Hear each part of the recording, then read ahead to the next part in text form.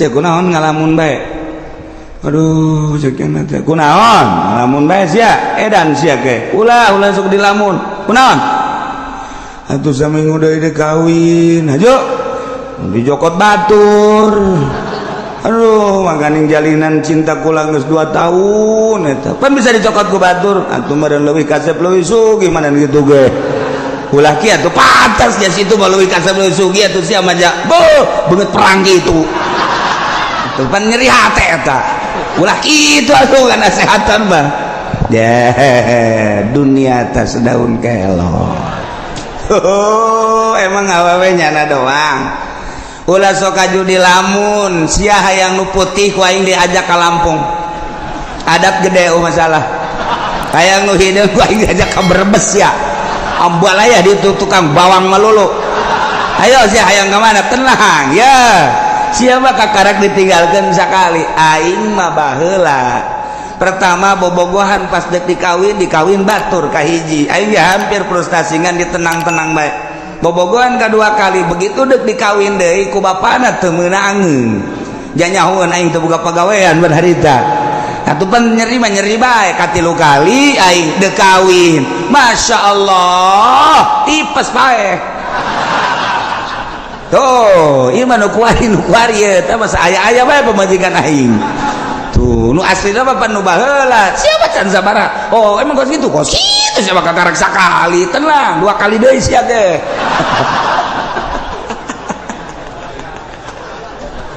pan tenang tak ka hate oh jadi sarua ye tuh aing sarua lah atuh sapira awewe geus bae bikeun bae neangan deui semua ke dilamun sagala rupa awak geus kuru kitu sia deuleuh aing teh 3 kali aing mah teger keneh bae kan ngeunaheun kana hatena ngeunaan coba lamun nganasehatan atuh sia sih tadina tuh kunaon diantepkeun heueuh nya tuh aing ge milu mikiran ka sia tah makan ngaranna eleh kos kitu mah eleh kitu kan deuk kumaha urang kadukun pan kudu make modal wiridan ban sia lain ahli wirid geus kieu mah geus mancak aing mah mendingan ngagejeburkeun ka sumur atuh tambah setan nyana keur kasupan setan ditambahan ku juring bisa terjadi eta teu bagus teh penasehat kos kitu tah tadi nu hebat mah sia putus cinta ditinggalkeun ku kabogoh ya emang nyana doang awewe hayu jeung aing ditiir ku aing sia bau alabatan sudah dipikiran kos kitu mah ayu jeung aing hayu sia tah dongeng aing nu pertama kos kitu nu kadua katilu katilu ja biasa bae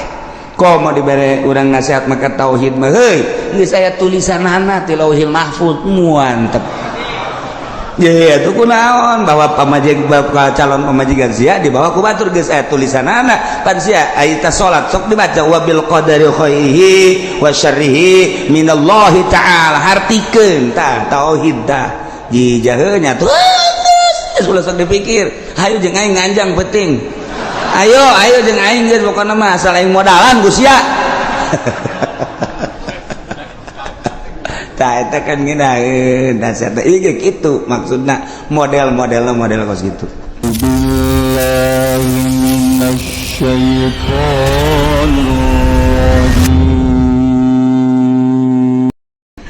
ndek nasehatan Kangjeng Gusti Allah ngabungungah Kangjeng melalui neuleuh nempo ka kisah-kisah nabi-nabi nu baheula aya persamaan Kangjeng Nabi Nuh ge nabi Kangjeng Nabi Rasul Kangjeng Nabi ge Rasul cik coba laqad arsalna nuhan ila qaumihi faqala ya qaumi ibudullah Gusti Allah nurunkeun Kangjeng Nabi Adam ka alam dunia nu kamari kurang geus didongengkeun Kangjeng Nabi Adam teh cicing di nagara Hindi Siti Hawa pamajikanana sekali ngalahirkeun teh dua aya kembaran-kembaran abeh tereh loba di alam dunia manusia terus anak baranakan dikawin-kawinkeun deui anak Kangjeng Nabi Adam kembaran nu ieu dikawinkeun ka kembaran nu ieu tuluy anakan deui ke kembaran deui dua. Jadi di zaman Kangjeng Nabi Adam geus loba lantaran hirup teh 1000 tahun. Watuh jelema teh loba di zaman Kangjeng Nabi Adam teh ngan encan saloba kuari. Ngan geus rada lobana mah dua sakali ngalahirkeun. Di antara turunan Kangjeng Nabi Adam teh aya nu ngaran Nabi Uknuh teh nyaeta Kangjeng Nabi Idris alaihi salam. Kulantaran Kangjeng Nabi Idris mah teu lila di duniana diangkat ku Gusti Allah ka langit kaopat kuarigi aya di ditu. Anu ngalalakon manehanana hayang kapanggih jeung malaikat maut. Kangjeng Nabi Idris kos kumaha tah malaikat maut aing mah hayang silaturahmi. Bebeja ka Gusti Allah, Gusti coba datangkeun malakal maut ka dieu hayang wau. Teu kira-kira wau teh jeung nu kitu. Lain lalagaan teh jelema pohara jasa. Datang, Assalamualaikum, salam, saya abdi malakal maut di dongeng singkatna ke panjangna di hareup. Malakal maut, alhamdulillah. Aya naon kula diutus ku Gusti tidak datang ka dieu. Hayang nyaho paeh kos kumaha. Nggih. Cek malakal maut sok jadi paul hareup pake lalagaan maut mah ulah pake lalagaan teh nyeri. Aya nyaho nyerina. Coba kos kumaha nyaho bae, aya nyaho nyerina bae kos kumaha. Ih, sok pake lalagaan teh teu meunang. Bedakeun ka Gusti Allah. Nyobaan gitu aing nu ngaran Idris. Ambo. Kira-kira Haji bebeja malakal maut DP ka Gusti. Cobakeun ayo. Cobakeun cabut. Teu kebal diasupkeun deui. Hudang. Kumaha itu? Sabulu-bulu nyeri jas. Aduh. Oh tanding nama ngecerina sabulu-bulu nyeri lain lalagaan embung aing nyobaan deui embung jagena ada tah mah aduh aing paeh geus cenah aing angkat aing di neraka ye atuh pada aja paeh ka neraka neuleuh heula bejakeun ka Gusti Allah aing ka neraka kitu ye ka neraka mah kan kudu paeh heula kan geus tadi.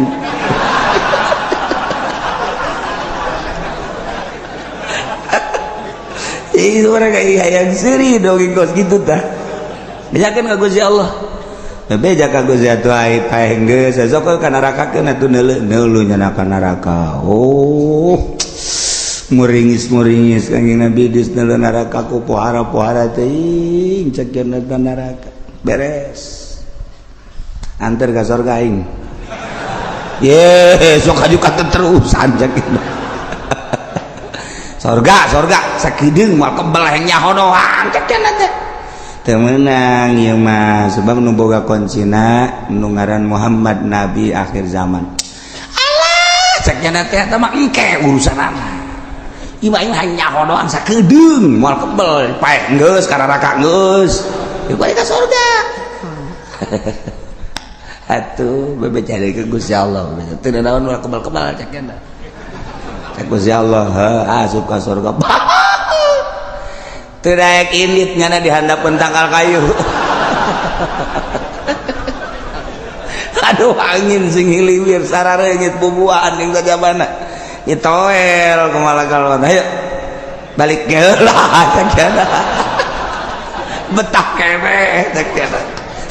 Teu bisa. Geus mah kudu indit bae kudu indit kajen geus aya waktuna geus waktu. Jol bidadari. Waduh, ieu saha ieu? Ieu penghuni sorga bidadari. Jang saha? Ieu jang jelema-jelema nu asup ka sorga, anu dagangna jujur, nu ngiaina jujur, nu marentahna jujur, nu tani jujur, sesuai jeung aturan ieu ka dieu. Ih, sakieu jam mantep jasa ieu. Geus. Ya ini cari itu malaikat aing moal kaluar deui sakieu. Nggak saya pada di dia baik aja ngukuman gitu. Deh, aing dicarekan cek malaikat. emang kumaha lalakona ke ayeuna nu carekan tetep keluar we moal aing mah pan kudu pae heula geus aing pae kacaritakeun mah tetep pae cak Gusti Allah keluar jana aduh dengan berat hati cek jana ieu lebih dari pohara amat si budak kutilan cedan anu di lembur mapan komodo di kampung Ambalaya aduh urut budug aya urut di tajong aya urut ragang di motor aya barang jilbab dibuka botak deh teu beres geus puguh pitak Ambalaya aduh tetap pengen bidis keluar barang geus aya meureun keluar balikat hampura udah aya nu tinggalin naon bakiak tinggalin ngah aja meureun sia mah endek ngah aja dan henteu jelas tinggalin nyana ninggalkeun bakiak kayak balik deui ka ditu boga taktik eta nyana Masya Allah guys tah ieu keur carita ke panjangna di hareup ieu mah Kangjeng Nabi Idris turun deui biasa akhirna manehanana diangkat ku Gusti Allah ka langit ke di hareup nganti turunan eta boga anak lah Nuh di turunan Kangjeng Nabi Idris Nuh jadi Kangjeng Nabi Nuh teh ngaran asli nama Abdul Ghaffar Ibnu Malak jadi Nuh bin Malak bin Lamak lain Malak bin Lamak bin Mutausalah bin Ukhnuh teh wa huwa Idris alaihissalam jadi deket kene Kangjeng Nabi Adam teh kapan ngadoa ka Gusti Allah ya Rabbi abdi hirup teh parantos sepuh Gusti dakwah abdi teh ngalalakon pibarang ku Gusti nyampekeun di salah teh parantos saaya-aya ka anak incu abdi moalila deui abdi sesuai jeung janji Gusti bakal dipunut ku Gusti ngan abdi hayang ningali salah sahiji incu abdi nu bakal neruskeun dakwah teh saha ya Gusti Allah cek Gusti Allah wahai Adam memang anjeun moal kebal deui bakal dipundut ku kaula bakal dimaotan ku kaula adapun lincu anjeun nu bakal neruskeun lalakon anjeun teh engke aya ti turunan Nuh yakni Idris di mana-mana turunan eta lahir maktunan parantos disunatan eta nu bakal neluskeun dakwah nuhun Gusti abdi geus dibere ku Gusti tanda-tanda nu bakal neluskeun agama Telila lahirlah lama kawin sangeusna kawin lahirlah Nuh eta aslina manggarana Abdul Ghaffar nu mantak di ngaran Nuh lantaran manehanana teh lamun ngadoa ka Gusti Allah hatena ngajerit ngajerit hatena langsung cerik selalu asal ngadoa cerik Kangjeng Nabi Nuh mah nu mantak di ngaranna Nuh asli nama Abdul Ghaffar ngaranna kos kitulah Allah dek nyiptakeun hambana jang penerus anu bisa hudang ti peuting bisa munajat ka Gusti Allah setiap zaman kitu bae terus bae lantaran nu ngahudangkeun teh lain urang kapan Allah urang lamun inget kadinya sebenarnya mah sedihna luar biasa ketika urang sare jam 10 jam 11 aya eta hudang jam 2 saha nu ngahudangkeun hudang jam 2:30 saha nu ngahudangkeun cek Tuan Syekh Abdul Qadir mah nu ngahudangkeun teh kapan Gusti Allah boom hudang sia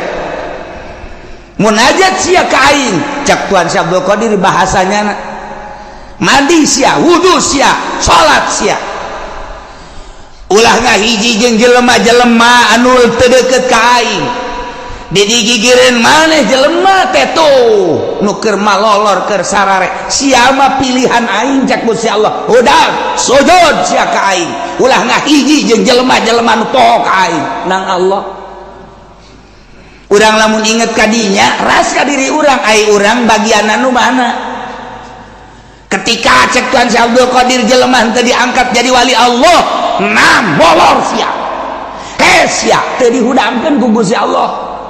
nu mantak dititahes lantaran di hate siana teu bersih cak Gusti Allah ai nyaho sapopoe teh ngan sakadar hubud dunia hubul makhluk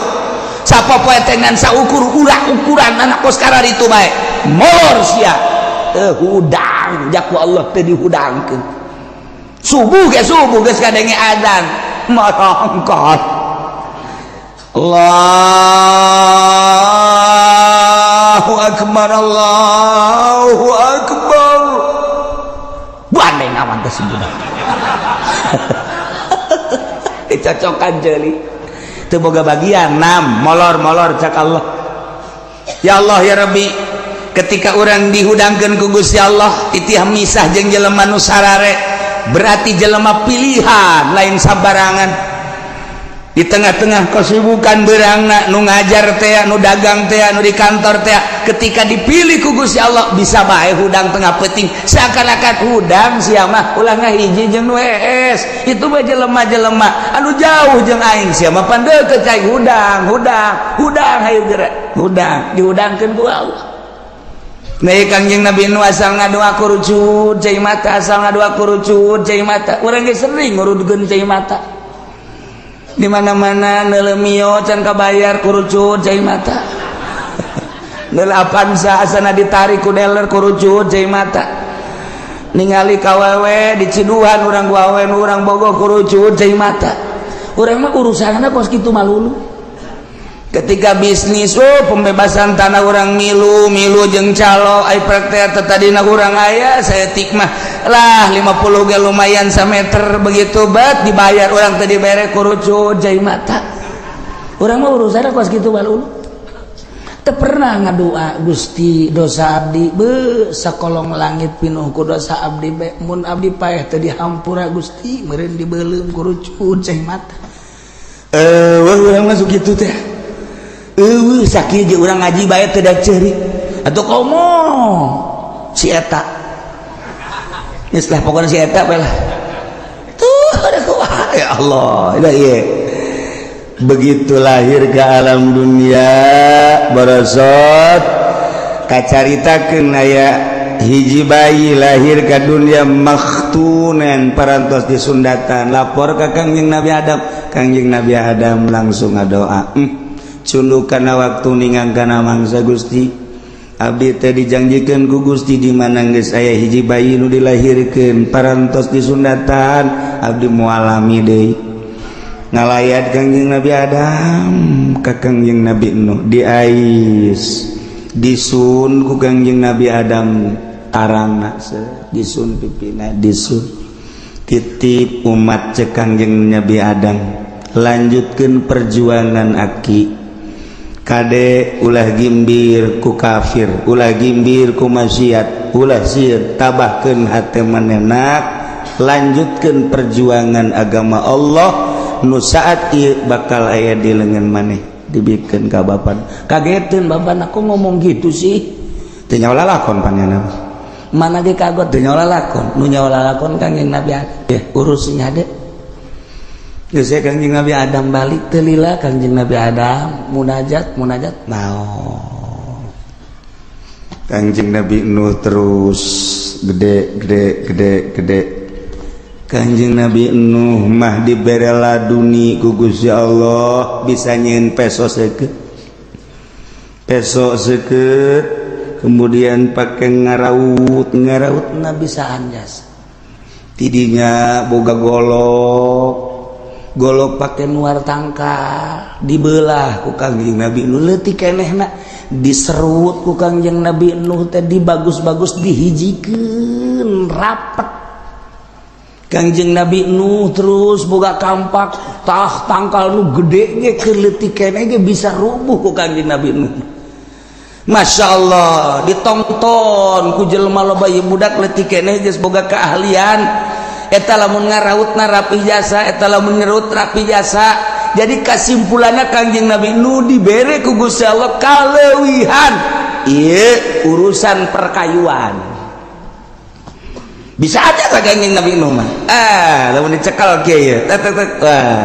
geus ditanang wah ieu bakal jadi tihang ditanang oh ieu mah bakal jadina jadi kitu naon ngaranna papan ditanang kos ku ari tukang batu ditanang oh ieu kutilna dipikeun bisa ieu sagala kutil batu gaya kutilan ieu kurapna dipikeun cakena ieu bisa ngoeng bener jadi bagus. Eta kuari tukang batu eta wah kuari teh batu geus puguh nu di Sulawesi di Kalimantan di Garut di bagus batu bangkong we kunyana di kitu-kitu geus teu meunang lagi batu kuari main sewot-sewot bae geus pokona kebal-kebal mah jempol pamajikan kunyana set masyaallah iyalah Kangjeng Nabi Nuh alaihis salam langsung cek Gusti Allah Muhammad dengikeun kisah Nabi aing baheula demi Allah laqad yaqinya jelas arsalna kaulan wagung utus Nuhan hiji hamba nu ngaran Nuh diangkat ku kaula jadi nabi jadi rasul ila qaumi ka kaumna. Kangjeng Nabi Nuh teh ngajakan kaumna dengan bahasa ya kaum kaula ubudullah kade ulah salah mangeranan pangeran ku anjeun Allah ibadahan Allah sembah ku anjeun kabeh Allah malakum min ilahin ghairu ta'yadai keur anjeun pangeran salian Allah lantaran nu ngayakeun langit bumi Gusti Allah katut eusina nu ngurus urang ge Gusti Allah nu ngahirupkeun Allah nu ngamaoteun Allah anu ngalempangkeun Allah nu ngadiukeun Allah ngarobahkeun jeung ngicingkeun Allah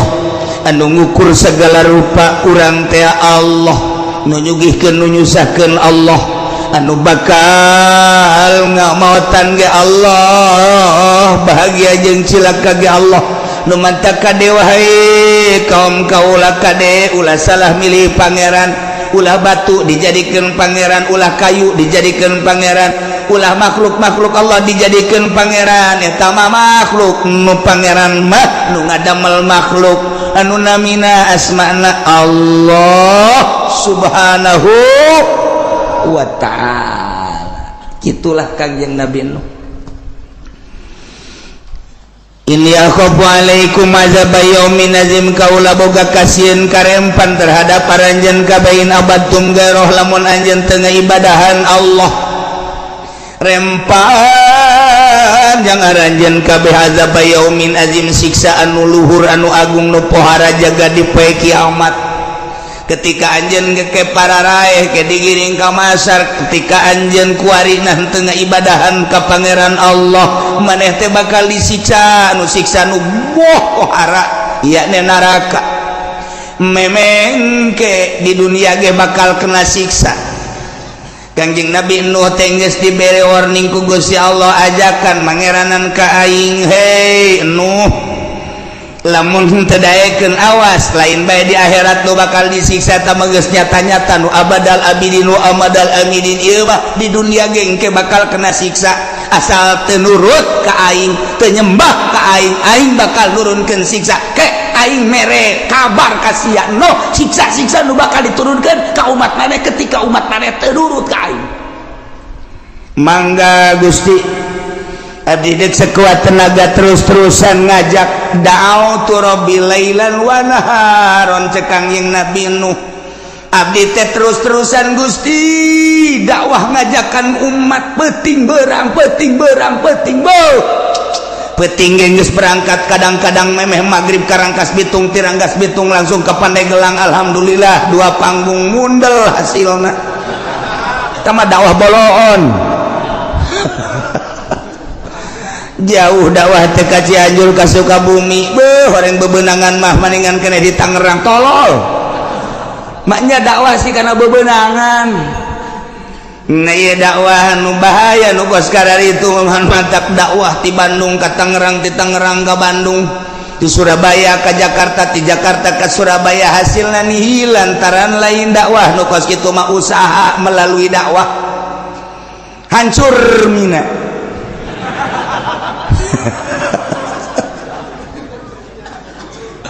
Nah dakwah mah tiba heula ge la as'alukum alaihi ajra, teu menta buruhan materi, teu menta buruhan pamagung pangagung pangalem, hiji be ngajak umat supaya nyahueun ka pangeran.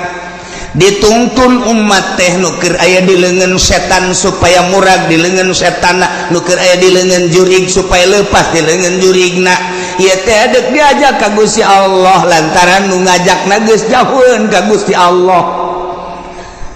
Cacak-cacak diajak ku nu geus jauheun ka Gusti Allah ge jelema mengkol bae atuh komo, lamun nu ngajakna encan nyahoeun ka Gusti Allah, nyahoeunana kana RP 000000.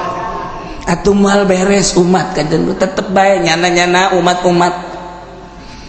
Gila Kangjeng Nabi nu da'autu lailan wa naharan, Gusti abdi teh ngajakan umat dakwah beurang jeung peuting tanpa pamrih terus bae. Cek Kangjeng Nabi Nuh, ya kaum, wahai kaum Wa'budullah, sing hade nyembah ulah salah sesembahan, sembahlah Allah nu ngadamel langit bumi katut eusina, termasuk urang dadamelan Allah. Malakum min ilahin ghairu, teu aya pangeran yang urang yang anjeun salian Allah. Inni akhafu alaikum azab yaumin azim. Lamun aranjeun kabeh wahai kaum teu iman ka Allah, teu mangeranan ka Allah, rempahan Allah di samping engke yaumul qiyamah. Ayeuna di dunia Allah nurunkeun siksa anu pohara, ulah sampaikeun ka disiksa ku Gusti Allah. Terus bae Kangjeng Nabi Nuh teh terus bae dakwah teh masyaallah berang peti teu pamrih terus bae Kangjeng Nabi. Kumaha eta kaum ngomongna, qalal mala'u min qaumihi inna lanaraka fi dhalalin mubin. Cek kaum-kaumna penggede-penggedena, cek kaum-kaum elit-elitna, cek pemimpin-pemimpin kaum na ngomong ka Kangjeng Nabi Nuh, hei Nuh kacapek-capek maneh teh dakwah kadeleuna teh menyingsingkan tangan luar biasa maneh beurang jeung peuting ngajakan umat jakami mah innala naraka sanyana kaula kami neuleuh anjeun teh yakin ka anjeun teh fi dhalalim mubin, sasar anu nyata. Anjeun mah jelema sasar kunaon ngajakan pangeran teu kadeuleu. Anjeun mah no jelema edan lantaran mangeranan kanu pangeran teu kadeuleu.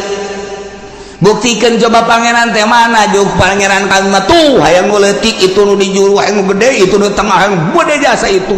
patung-patung. Nu dijieun tina kayu jati, nu dijieun tina kayu waru, ya. Anu dijieun tina kayu kitu naon ngaranna, berbagai kayu-kayu, anu seungit nu aya numpuk. Patung-patung teh ambualayah loba nu dina batu dan lain sebagainya. Tuh itu pangeran. Urang deuk lelempangan hayang mau pangeran nu leutik bisa diasupkeun ka kantong. Cak Kangjeng Nabi nu kubloon-bloon teh. Pangeran mah aya ngatur, lain pangeran diasupkeun ka kantong. Jadi lamun diasupkeun ka kantong mah dibawa penyelamat kan nyana. Mun siang ngising atuh milu ngising. Tadi pangeran ku daek dibawa ngising. Kanjeng Nabi Nuh dilalaga, ngalalaga kaumna. Tetap noh, eureun dakwah. innal naraka fi dhalalin mubin kaula neuleuh maneh capek aing mah sasar sia ulah gas ulah dakwah sia ayo bandingkan bareng jeung kami kabehan ibadah mah tuh ka pangeran itu jelas nu real wae sih nu jelas ulah sok teu kadeuleu ieu mengajakan ibadah ka pangeran teu kadeuleu naon Kanjeng Nabi geus rada kanasehatan jijah heueuh nya horenganan baheula ge kos kitu geus aya persamaan aing diciduhan aing dicarekan aing dicaci aing dimaki aing dibunuh horenganan baheula ge kos kitu seuri Kanjeng Nabi hehe ya senyum Kanjeng Nabi masyaallah tuh kan cek Kanjeng Nabi ya qaumi laysa bi dhalalah walakinni rasulun min rabbil alamin sok sembarangan maneh nyebutkeun dolal-dolal anu mubin ka kaula kaum kaula laysa bil dhalalah kaula mah teh lain sasar teh sasar kaula mah walakinni rasulun min rabbil alamin kaula mah utusan ti pangeran kaula teh utusan pangeran utusan Allah Rasul kunaon nyasar-nyasar ka kaula ngabloon-bloon ka kaula ngaedan-edan ka kaula kaula mah rasulun min rabbil alamin ya dengekeun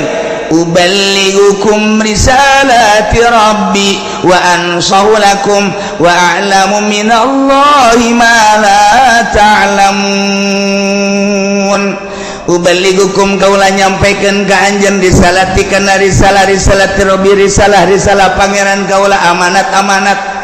cak Gusti Allah ieu lakukeun sing nurut ieu larang sing jauhan seluruh perintah disampaikan risalah seluruh larangan disampaikan supaya udah dilaksanakeun ieu kaula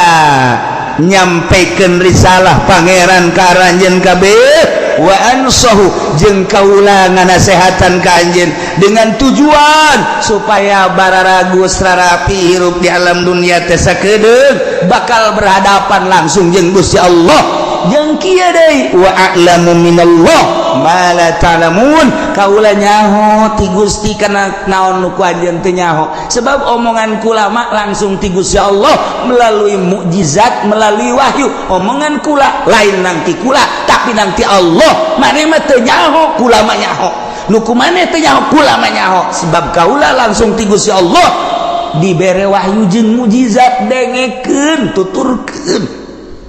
tetep kau bohong nuh bohong lain rasulnya nama edan jelema teu puguh teu karuh nya nama lain wow Kanjeng Nabi Nuh asal dakwah ditaringgalkeun masyaallah sabaraha taun Kanjeng Nabi Nuh dakwah dina alfiyah dijelaskeun najau ya rabbi nuhan wa mastajabta lahu bipulkin mahirin fil yami masuna wa sayadu bi ayatin mubayyina fi qaumihi alfa amin ghairu khamsina dakwah Kanjeng Nabi Nuh 950 tahun eueuh nu iman coba eta 950 tahun nu iman anak mah ge teu iman anak nu jangan nu ngaran Kanan teu iman ka bapak bayangkeun ku urang coba lain dakwah bubulanan lain dakwah tatahunan 950 tahun ngaplak Kanjeng Nabi Nuh di India langsung Kanjeng Nabi Nuh ke Pakistan di Pakistan ngaprak Kanjeng Nabi Nuh terus ka dieu ka Mesir terus ke Yordan terus ke Irak terus ke Iran Kanjeng Nabi Nuh teh ratusan tahun dakwah sementara manusia kakarak aya di jazirah eta bae India Mesir Pakistan Yordan negara-negara tertua Amerika can aya ditama Inggris can aya Jerman can aya benua Amerika can aya dina ayana ge kakarak kecel can aya penghuni nu aya penghuni pertama mah eta bae Timur Tengah Irak Iran terus ke Maroko kalau begitu terus ke Mekah ke Madinah di mana Kanjeng Nabi Adam waktu dirunkeun di India titah kitu neangan Siti Hawa kapanggihna di Arafah kemudian tidinya langsung ke Mekah Baitullah teh kakarak ke batu doang segede parita kita toab Kanjeng Nabi Adam didinya kakarak batu doang tidinya berangkat Kangjeng Nabi Adam terus ke Syria Sam itu doang eta mah benua Amerika eta mah benua Eropa eta mah benua Australia eta mah can aya dina ayana eta dunia teh can aya penghuni heuh komo bojong geus eueuh nanaonan sepi di bojong sieun oray malulu di dieu eueuh nanaon ieu teh buah Indonesia segala Lampung segala can eta manusia teh kakarak saceplok di dinya doang. Ya Allah, lamun urang ningali di Yordania aya Petra ge bakal diceritakeun di ayat anu sejen. Urang neuleuh peninggalan zaman Kangjeng Nabi Shalih alaihi salam. Masyaallah, nu kuari masih aya keneh walaupun geus rada dirusak sebagian gunungna, tapi kan nyata aya. Nah, ieu di ditu orang manusia teh nu mantak. Urang tetep bae neuleuh ka urang ditu. Majuna negara ti ditu, mundurna negara ti ditu, peperangan ti ditu dan lain sebagainya ti ditu. Ulah kaget lamun urang neuleuh Irak peperangan nyana mah teu aneh urang Irak menyaritakeun perang nyana maca sejarah negara tertua di dunia adalah Baghdad adalah Irak geus sabaraha ratus kali perang ti baheula teu aneh. Lamun urang nyaritakeun bangsa Indonesia perang kakarak sakali untuk meraih kemerdekaan tahun 45 berhasil proklamator Bung Karno jeung Bung Hatta urang mah sejarah teh eta belah dituna pisan raja-raja leutik anu peperangan antara kerajaan jeung kerajaan di Banten aya sabaraha kerajaan kemudian di Cirebon aya sabaraha kerajaan kemudian Jawa Tengah Jawa Timur aya sabaraha kerajaan dicatatlah naon kitu di sejarah Majapahit Pajajaran dan lain-lain sebagainya hanya kerajaan-kerajaan gitu baik belah dieu eta mah tuh lalakon nu baheula mah di ditu Kanjeng Nabi dakwah antar negara lintas negara ketika Kanjeng Nabi deuk nyebrang encan aya parahu pan harita macakeun Ismul Azam Kanjeng Nabi sidakep sakumaha urang deuk salat Perem Kanjeng Nabi Nuh dibacakan bahasa Ismul Azamna langsung menang ti Gusti Allah begitu dibacakan ku aing moal dibacakan sebab Gusti direkam engke Gusti dibacakan ke pake kilir kanu ngora kanu kolot moal ku aing moal rahasia ieu mah rahasia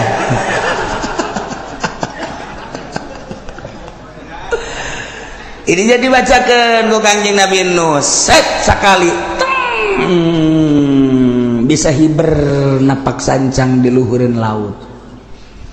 Kanjeng Nabi Nuh ketika kecapean lengkahna salengkah sakilo blah blah blah bu urang mungkos itu tereh datang jasa eta asana ka Banten ge antum moal kebal eta mah blah blah tukang sawo di lengkahan bae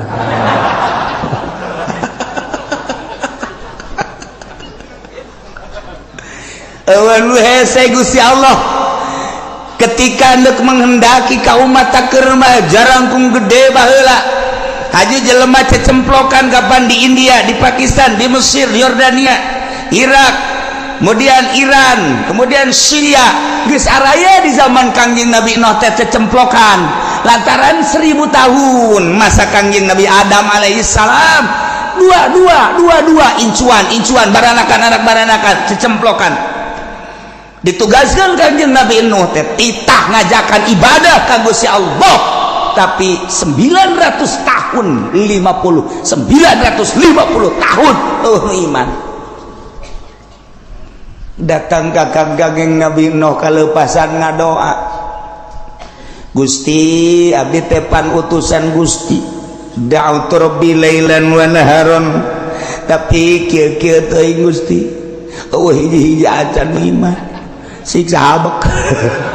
kalau pasan ngomong nyana ge haju ngabalir siksa ulahnya pohara peneta antar negara lintas lempang dibere ku Gusti Allah Ismul Azam jang napak sancang jang hiber jang lengkah luar biasa nu mantap kuari kumun kurang diwirid eta wiridan eta ya Allah wirid ku urang perem bentak di dinya keneh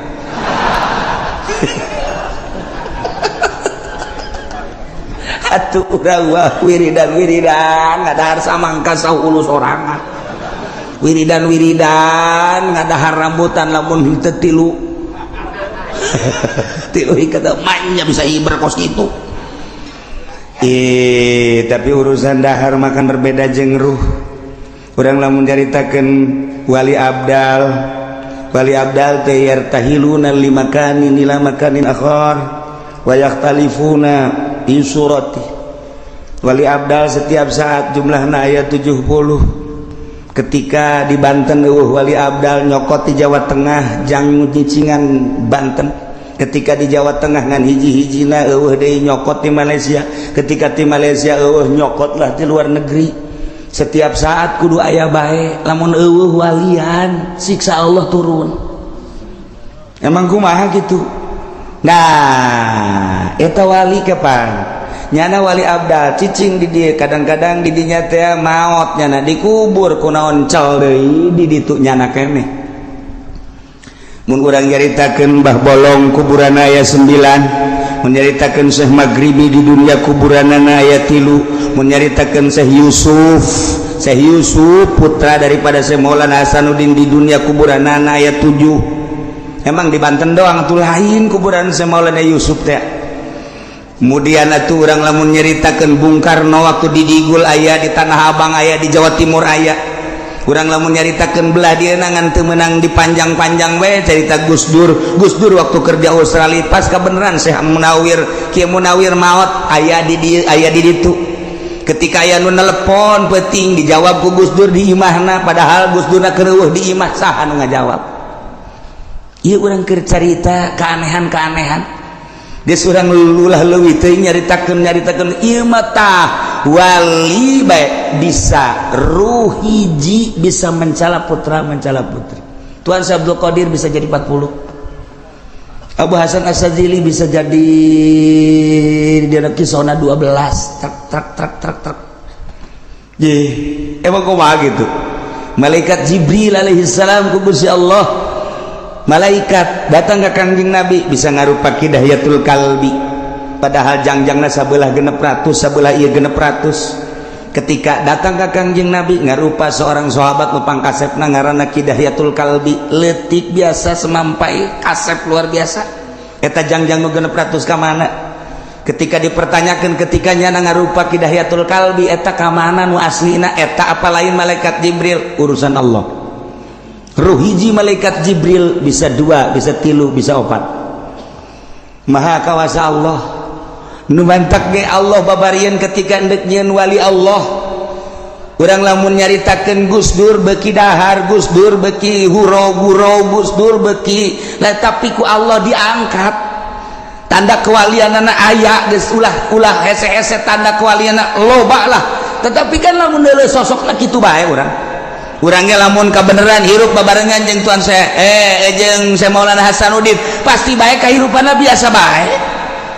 Tapi kapan karomana lain lalagan. Urang lamun babarengan jeung Syekh Syarif Hidayatullah meureun biasa bae wali teh. Ya eta mah urusanna batin, urusan Allah. Lamun urang nyaritakeun tentang wali aya nu di gunung bae, anu di leuweung bae, aya nu teu daek gitu bergaul jeung masyarakat. Eta mah wali-wali anu leutik pangkatna. Nu di gunung bae, wali teh di leuweung bae, wali di jero imah bae, wali leutik pangkatna. Lantaran nyana teu ngurusan umat. Wali nu istimewa mah nyana diangkat jadi wali umat kaurus ku nyana. Emang geus kitu bae diciptakeun ku Gusti Allah, teu boga kasieun, teu boga kariweuh, teu boga kaprihatin. Nyana mah seakan hirup babarengan jeung Allah, ngan ditugaskeun ku Allah titah nyampaikeun ka umat. Hampangeun Gusti Allah mah jelemana nyana daharna beuki tapi peuting hudang babari. Ras ka diri urang, peuting molor bae. Maca Quran saayat heuai. Ngadaengkeun ngaji mun teu bari ngopi teh jalan. Dek ngaji geus pas sini jeung tukang wuduk heula. Dan lain-lain sebagai jauh amat sih urang mah kos kitu amat sih. Ketika salat asana bareurat amat. Neuleuh nu berjamaah asing urang mah. Oh bisa kos kitu. Urang mah sakitu diberena ku Gusti Allah. lamun nu diangkat ku Gusti Allah tuh babarieun jeung hampangeun naon hesena tuh sabenerna mah teu kudu make babacaan tapi Allah selalu mere babacaan baca eta peureum Kanjeng Nabi Nuh set di luhur laut baca eta lengkah ngalegaan baca eta embung ngalengkah cek Kanjeng Nabi Nuh kaula mah tapi hayang datang bae cidalah ke Kanjeng Nabi Nuh tah di negara ka negara dek dakwah tah ditiup ku angin di India datang ke Mesir berat datang percis kos kipudoli ku hari atuh nu kumaha atuh ai baheula makan make babacaan ku hari mah nya nama make bensin berangkat ti dieu ka Rangkas Bitung saya datang plak ka dieu mantap ku harus mengetahui dong harga bensin mahal bodem habek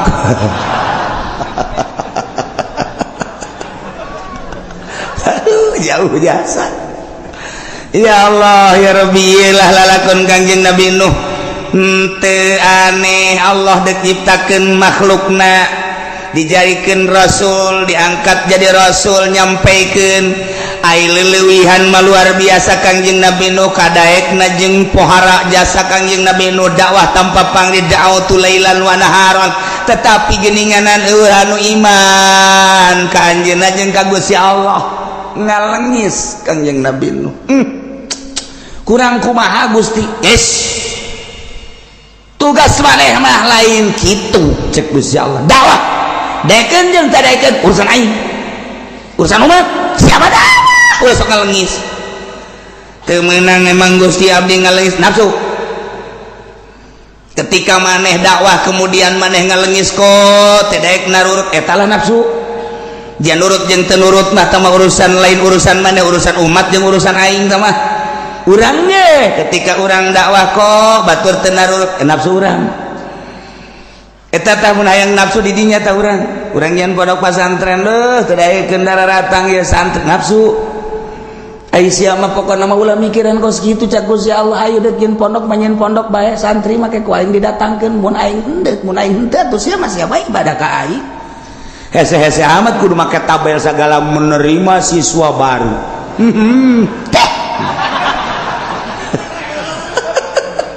geus lain karena Allah tama kos kitu mah tuh nalahonan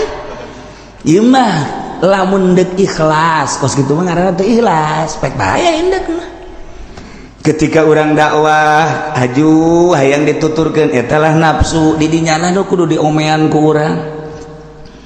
tuh aya perbedaan urang jeung kiai anu ku aju urang na bendu eta lah nafsu ngaranna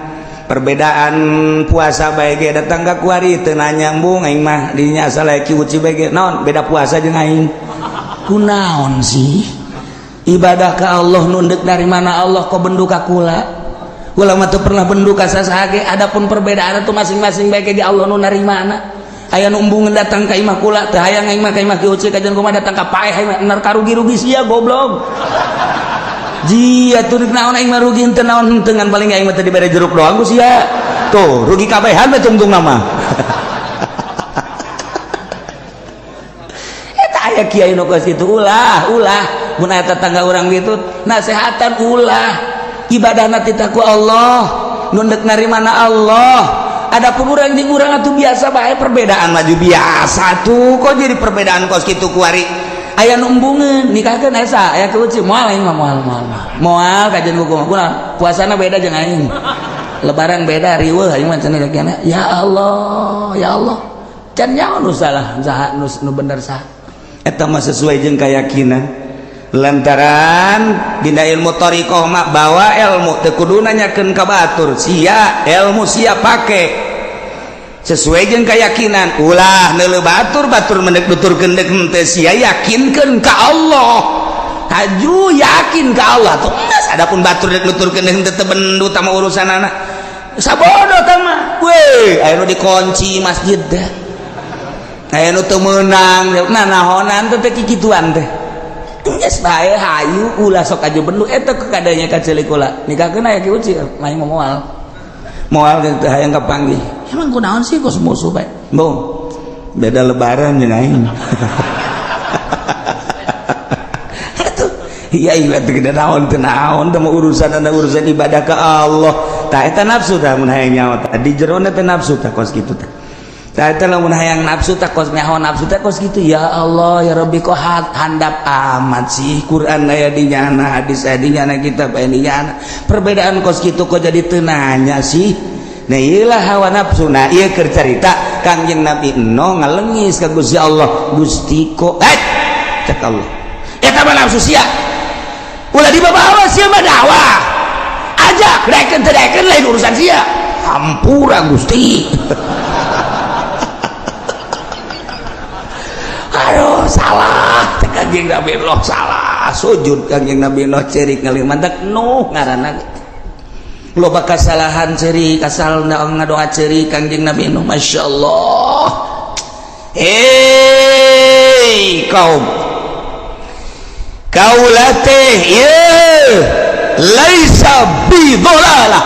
teu sasar teu salah kaulah ngajakan teh ibadah ke Allah lantaran kula walakinni rasulun min rabbil alamin utusan pangeran uballigukum risalati rabbi kaula nyampaikeun ka anjeun kana risalah pangeran kaula ieu perintah laksanakeun ieu larangan jauhan wa ansau jeung kaula nganasehatan dengan berharap supaya bareres baragus wa alamu minallahi ma la ta'lamun nu maneh teu nyaho kaula mah dibere nyaho ku Gusti Allah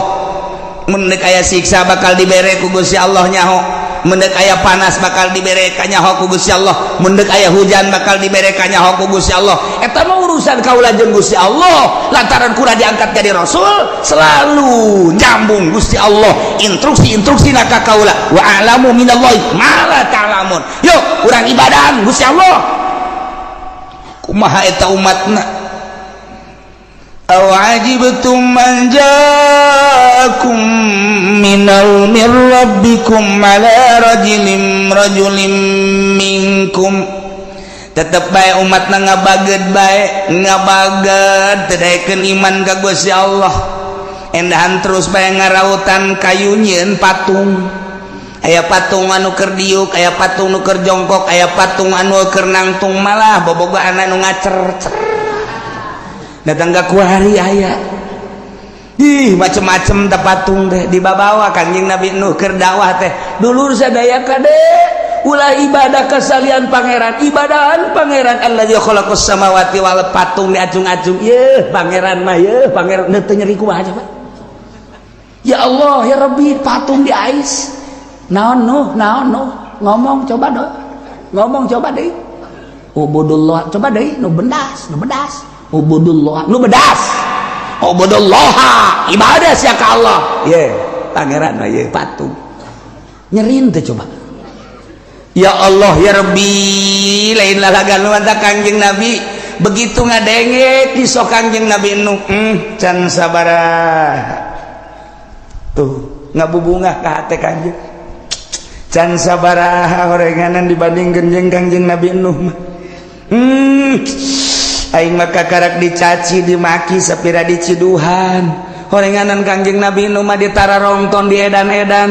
ieu teh kan bahasa Quran inna lanaraka fi dhalalim mubin cakaomna kaula maneuleum maneh no jalain jelema bener aing maneuleum sia teh dhalalim mubin sasar sia mah sarua jeung gembel tuh dikitu-kitu kan dhalalim mubin eta pohara jasa cak Kangjeng Nabi barang ngadenge kisah Kangjeng Nabi Nuh can sakumaha percis kos tadi teh percis kunaon sia diputuskeun cinta kakarak sakali aing mah 3 kali diputuskeun cinta oh ben 3 kali aing mah teu ganggu jubarkeun maneh aing mah biasa bae sia kunaon ngalamun dagang rugi sabaraha kali sakali kakaraknya beak modal doang aing mah jeung imah-imah jeung pamajikan ditarik kabeh ku mitoha gara-gara dagang rugi aing mah pamajikan kita balik jadi aing mah lain modal bae lain dagang bae anak pamajikan wabeh disita ku mitoha aja kuari atuh aing ingin mitoha anyar can sakumaha sia mah pen sakitu mah tenang bae lah jadi kan lele sate oh jaheunya tuh bener oge Masya Allah tah lamun aya nu saluhureun teh kos kitu tah urang teh handap tiis Kangjeng Nabi ge barang dikisahkeun ku Gusti Allah tentang Kangjeng Nabi Nuh alaihissalam anu lain dicaci dimaki deui ke kabelah dituna ye ieu Kangjeng Nabi Nuh teh dibohongkeun dijejeleh diedan-edan digembel-gembel tiis hate Kangjeng kabelah dituna kumaha bakalna masih keneh terus waktuna saep wallahu a'lam.